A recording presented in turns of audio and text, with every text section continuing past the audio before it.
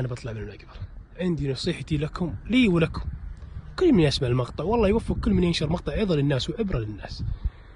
هذا بيتك نمام مغتاب، تفرق بين الناس، قاطع صلة أرحام، تغيب هذا، تنمم هذا، تارك الصلاة، عاقل لوالديك، قاطع صلة الأرحام، تفرق بين الناس والجماعة، تغتاب أهل المسلمين، تسب العلماء، تسب أهل الدين.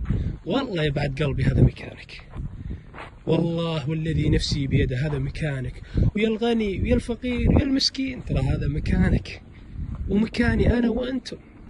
الله الله بالعمل الصالح يا أخوان، الله الله بالنية الصالحة.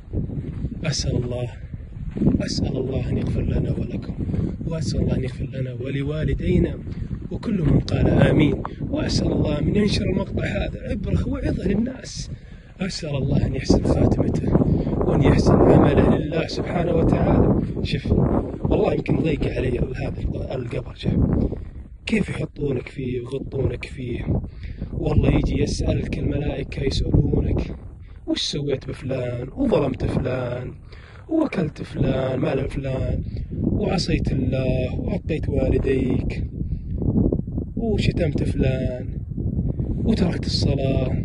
والله هذا مكانك يا أخي، تأمل. أنا بنزل والله العظيم يا أخوان،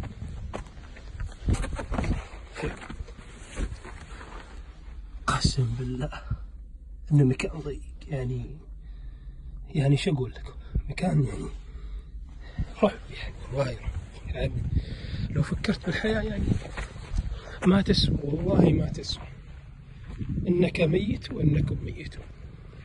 انشر هذا المقطع عظة للناس، لعله وعسى أحد يحن عن أمه، يحن للصلاة، يصلي يعبد ربه. الصلاة ما هي بلا حنية، الصلاة هذه عبادة، الله خلق الإنس والجن ليعبدوه. من عقوق من غضب الله ترى اللي عاق والديه ترى الله غاضب عليه. شوف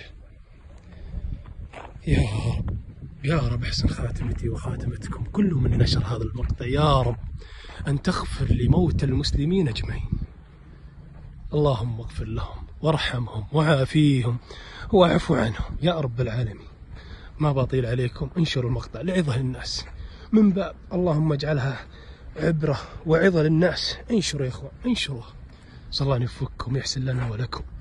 ودعناكم الله، أخوكم عبد الرحمن، السلام عليكم ورحمة الله وبركاته.